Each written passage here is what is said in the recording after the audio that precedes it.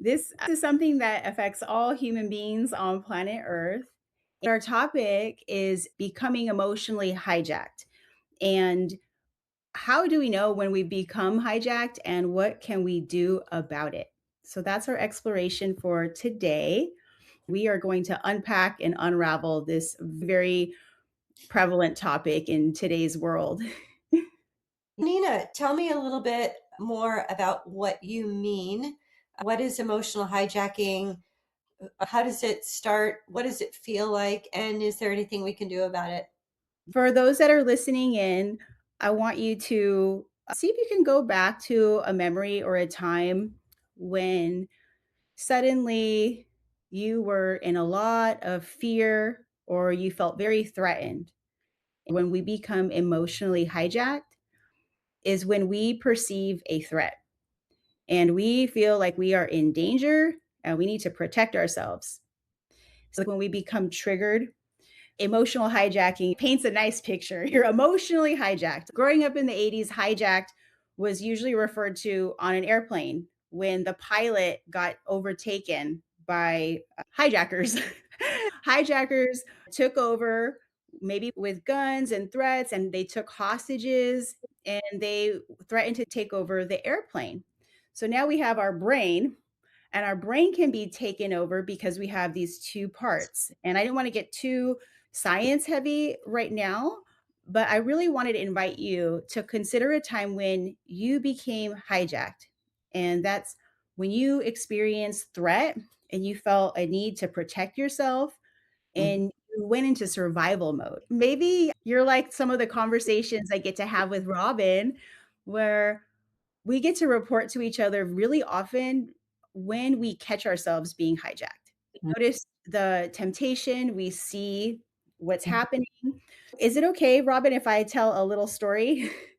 Absolutely. And then I will follow you. Okay. This is what I wanted to share with you guys. I woke up in the middle of the night around 4 a.m. a few days ago. And for whatever reason, I checked my phone and social media showed me in the feed an article, and it was about a councilman in San Diego and how tons of cocaine were found in his home and the mountain of La Jolla, and it was confiscated. And it was this big Hollywood movie story. And I'm reading it and I'm going, this is very interesting. It doesn't say the name of a journalist who is credible. It seems like it could be AI generated. There were no specifics. So I thought, wow, this is a wild story about the good guys and the bad guys. And wow, we took down this councilman who was big in the cartel and his underground operation. And it was so elaborate and so amazing. And I decided, wow, this is so wild. I never heard of this councilman. So I Googled the name. He doesn't even exist. And I'm going, "Okay."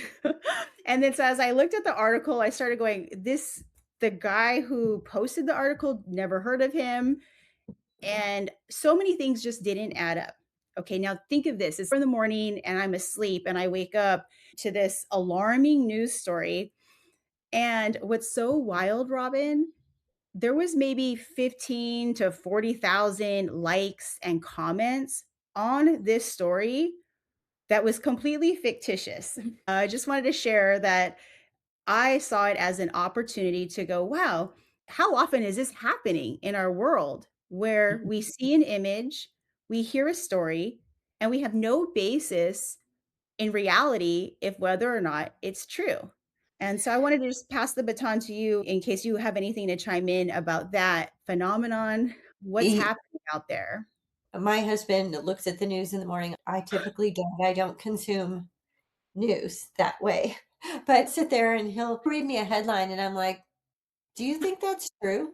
Are you sure? Let's look that up. That is my common retort now when somebody's, oh, this big thing. I'm like, maybe. That's what I say in my head because I'm so used to it now. And I know a lot about what's happening with AI. Follow a couple people that are very much in the know, Peter Diamandis, Elon Musk. Ray Kurzweil, there are people that I've been watching for many years. They say by mid 2026, we will not be able to differentiate between content created by AI and content created by humans. And so that's a big one, right? Getting triggered by stuff that it may not even be true. That really bothers me. So I try very hard to pause, slow down, and not jump to any conclusions. I think that's a huge issue right now in the world, and I don't think it's going to get better. I think hitting the pause button and investigating is going to be really incumbent on us if we want to stay balanced, if we want to be okay. But I can just think about tons of personal situations too that on a daily basis for me right now, and I think for Nina too, where somebody says something and I go, ooh, I contract, like, I feel alarmed or upset or scared or somehow threatened. I just feel like the invitation to get into that headspace is prevalent right now. And I think it always has been in personal relationships. There's always that potential. But now we are facing it daily. And all you need to do if you're on social media is scroll through and find a couple of posts from your friends getting upset about stuff. And I don't read the comments because I don't want to go there. But I'm like, oh, there's another one. There's somebody else blowing up and reacting to something that may be valid or may not be valid, right? Mhm. I think it's always been a thing, Nina, but it just feels like we're because of AI, the potential for it is just ramping up. It really is. That statistic you shared is alarming because I think you said by the year 2026, and Mid I'm like, "Oh, we have 2026. a year," and I'm like, "Wait, no, it is 2026." Yeah, if you read through lots of posts now on Facebook or anywhere that you are, and you see ads, I'm always looking at what am I going to do with my hair next. And so I take these cute pictures in on Pinterest to my hairstylist. I'm like, I like this, it's AI. I like this, it's AI. I like this, it's AI. She's never looked like that because it's AI. And I'm like, good Lord. I've got boards from decades now. I don't know how long Pinterest has been around. So 15, Robert, 20 me years. too. Yeah, Me and so too. I'm like, here are old pictures with real models, but it's funny when if you're looking at hairstyles, you just see the same face with the same features, but wrinkles or no wrinkles or neck wrinkles or no neck wrinkles, and you're like, it's the same woman with different hair. For all of us struggling in our own way with this, we want to give a special apology to all of the hairdressers out there who are so talented and they're Oh, I seeing know. those going, uh, "That's not even real. I see your dream, but that's not possible." My I know. my hairstylist has told me, "Oh, what is that's But a I wig." mean, so it's sometimes it's very benign, right? It's not hurting anything. Yeah. But sometimes when it has to do with the councilman that you read about, or I watched a really compelling true crime video and listened to it. It was so compelling. And I thought, wow, how come I've never heard that story before? And then I went and looked up the story, and there's no such thing. It was a story. And I committed an hour of my life to listening to this thing, only to find out it was a great story, but it was just a story. There was no truth in it. I thought, wow, On true whoa. crime, it has to be real. I No. know. I know. True, not true crime. Yeah, Oh crazy. goodness. I watched some true crime episodes recently. It seems like my phone knows when I'm home alone and it just plays the scary music and the person who was oh, sorry to talk about this, but oh, scary story. And Yeah. now I'm gonna go back and go, did that coffee girl really in Did that Alaska? really happen? Yeah, I'm gonna have to do some research and I want my time back. Anita, when we get emotionally hijacked, I think what we're saying is that it can happen online, or it can happen when we're scanning through social media. It can happen on Facebook. It can happen on Fox News or CNN or whatever your cup of tea is. But it also happens when we're in having difficult conversations with people in relationship that we value. I can think of lots of times when somebody is critical of me. I will tell you this funny story again because this is the epitome of being triggered. If you could make up a story, this would be a good one. It was years ago. I was probably 23, and I had a condo that I had roommates in Seattle. I was going to graduate school. My one friend, we'd been friends for like probably 3 or 4 years, and she had very, very thin, blonde, beautiful hair, but she always wore it super straight, right? She might put curls in it, but it was always a certain cut, not layers because it was pretty thin. really pretty. I was standing in the front hallway. She came home from a haircut and she got a bunch of layers. And I was like, oh, wow, that's really different. Do you like it? I was just observing. I wasn't trying to make a judgment. And she said, "You always say things like that to me." And she said one other thing, I can't remember what it was, but you're such a whatever she said to me. I was so shocked that I passed out, hit my head on the floor. I remember going down. "Wah." Boom. That's the most triggered a person could be. I literally fainted. And I'd never fainted before. And it's really quite embarrassing. So usually that's not the response, right? Flight, fight, or freeze. I think that was froze. Yeah, it was a really intense level of freeze. But I think about that because for me personally, I feel like I get more triggered when it's unexpected and somebody just goes for it. I didn't know it was coming. And I have a Mhm. hard time regulating myself when somebody makes that kind of attack. Thank God it has rarely happened in my life, but my brain is empty. I got nothing. I'm just Yeah. like, Okay, so this was a good friend of yours, and I what grade was this? How old about? I was like 23, Oh, 22, 20. 23. Yeah. Well, we were so sweet with our friends in our early 20s. They meant so much to us, and Yeah, the sorority girls or your club, we were in our tribe, and so in the moment when you felt it was so unexpected that she said that, yeah, and so a threat was perceived, did yeah. you have a thought, or did you consider what the made of that was? I was so shocked. We might be getting off topic here, but the generalizations that people make are things that trigger me. Men are, women are, blondes are, whatever it is, the big generalizations, they tend to trigger me.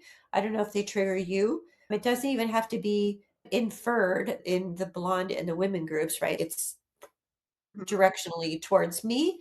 And when that happens, it's funny because I feel it in my body. I feel like a sense of heat across my chest and down my arms when I get triggered. When that happened, that was such a long time ago. I just remember that I was so utterly shocked by her accusation because Mhm. I had no perception of myself that way, that everything just it faded to black.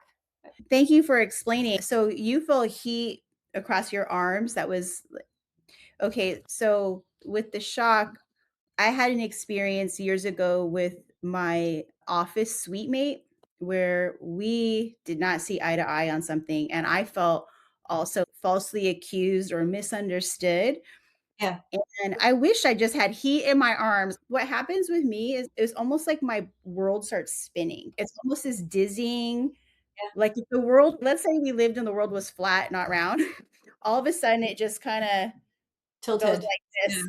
yeah, Yeah, it's so disorienting, and when I thought about that situation, because she was my office mate and a dear friend, it was almost like I was incapacitated yeah, because it completely challenged my identity of who I am, what my intentions were, what I observed my behavior was and what it wasn't. And to go to work and see someone every day who it's always been a positive relationship, always good, and yeah, all of a sudden there's this rift, yeah, it's so threatening, and it's like, yeah, "Oh, why it is really this is. so threatening?" And then that's when the fear and the disorienting takes over because it's, "Oh, everything isn't honky dory anymore. I've never had this experience, and it feels like I'm gonna lose something that I really care about."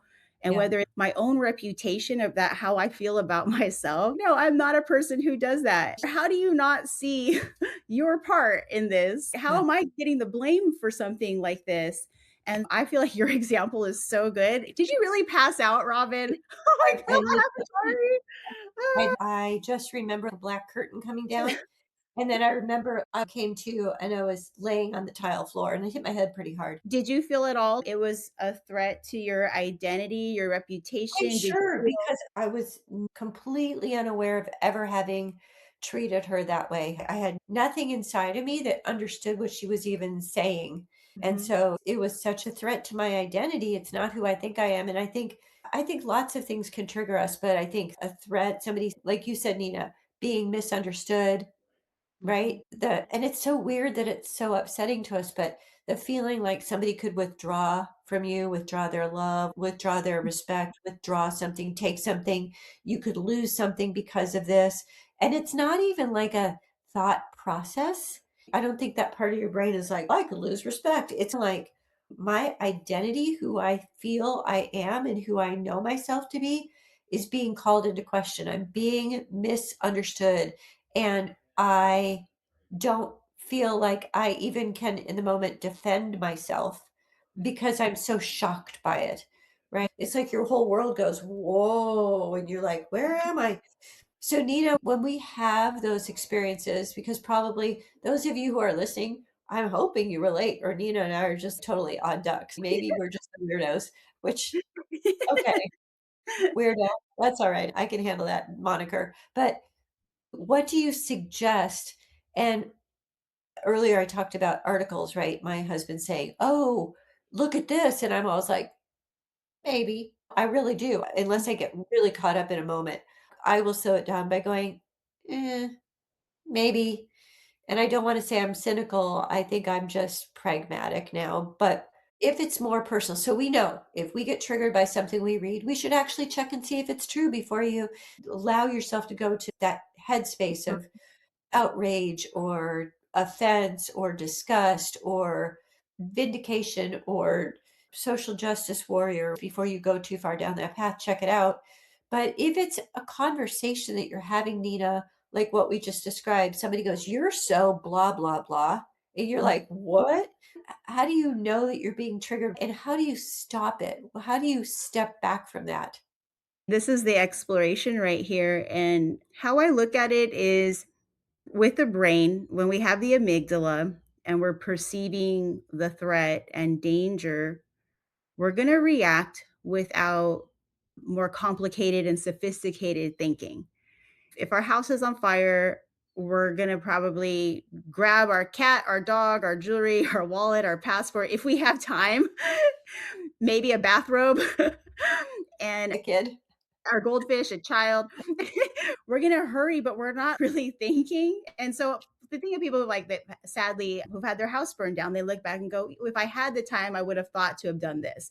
They weren't thinking at the time. There was an emergency, there was a threat. When it comes to our relationships, what's really nice is to consider the brain and what's happening. And which brain do we want to have online? Is it the cognitive brain that's okay, let me evaluate the territory here. Let me see the facts. Let me see if there are any questions I need to ask to clarify because I may not have the whole picture. And so, if there's a little bit of humility, a little curiosity, a little space, you can have more resources for solving the problem. So, how I look at it is there's two different planets. One of them is when you're incredibly resourced and you're calm, you're not feeling threatened, and you can just look at everything like a robot. As much as we like to be human, sometimes it's okay, how do I go back to being a robot and looking at things logically? And then when we're not resourced, when we're just spewing and spinning or freezing in this fear, to me, the very first thing we need to do is to get resourced. Like how, and then we also call it steady neutral.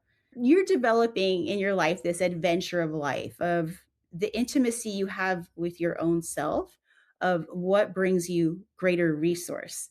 And that might be, I was up all night, I didn't sleep well, I need to rest. Or, wow, I need food. So sometimes it's like, okay, do you have food and rest? All these very basics, or maybe you need to get out and get some fresh air. Like when I worked in the dispute resolution center and I was taking calls from neighbors who had conflicts with each other, I'll tell you right now, if you're the one that's retired and you're at home all day, you're going to notice what's wrong with your neighbor's fence.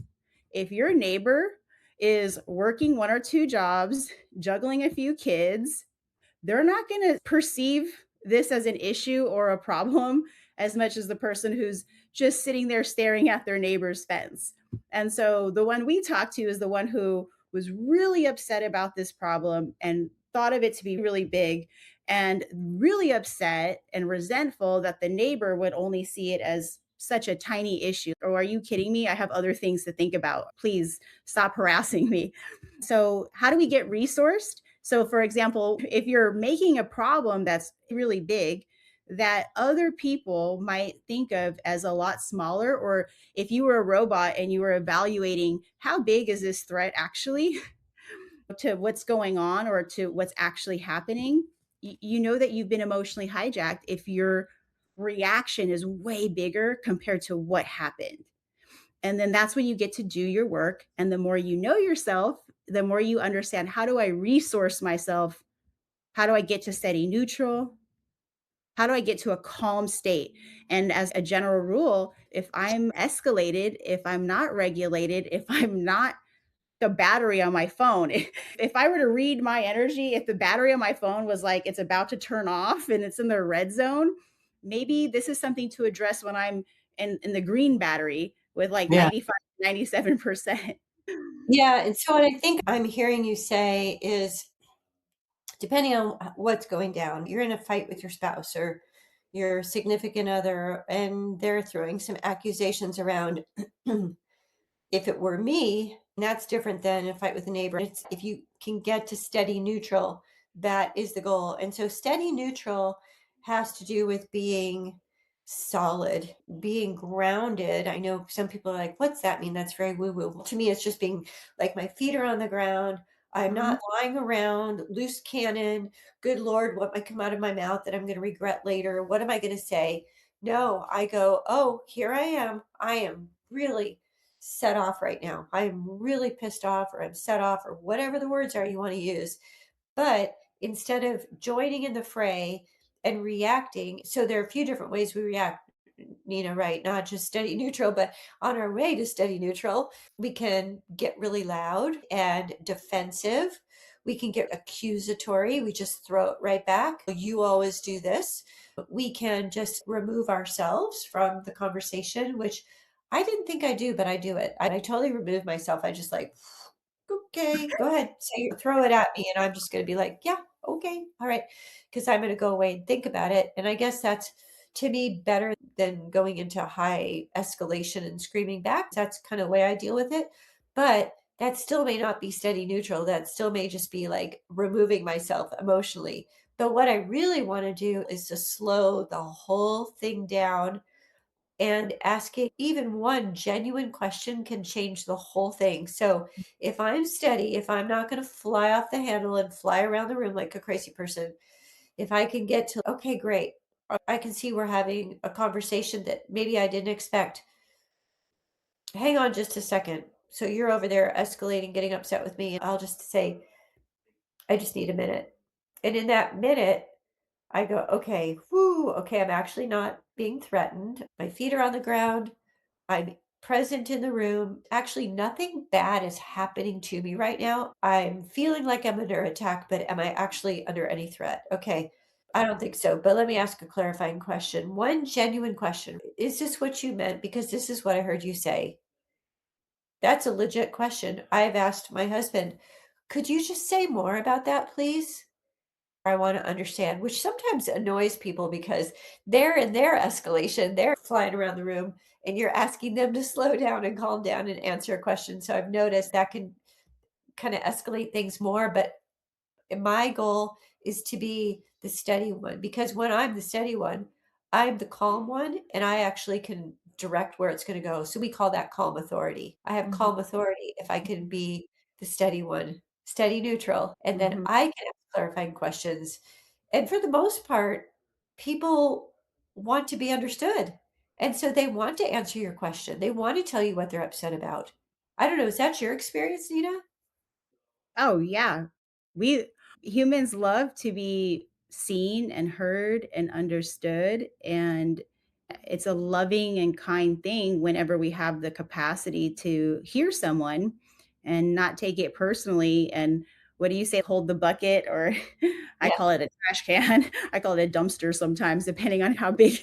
What are we talking here? How big is this? Yeah, and if we can go over calm authority on our next training because you're kind of dialing into that a little bit. But when you can show up as the calm authority, then you're helping someone be the captain of their ship that just got pirate jacked, hijacked, hostage Yeah. situation. Really?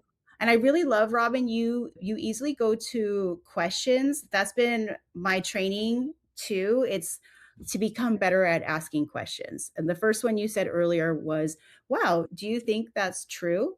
Or "Can you say more about that?" And you're Yeah. just giving people space to let more out to figure out what is this instead of reacting to what's showing up, which may not be actual problem. I think one of the other things I've even had some conversations with my kids over the past couple of weeks, and I'm like, "Look, when you ask somebody, 'Could you say more?' or 'Why do you think that?' This is not easy. I learned this in facilitation.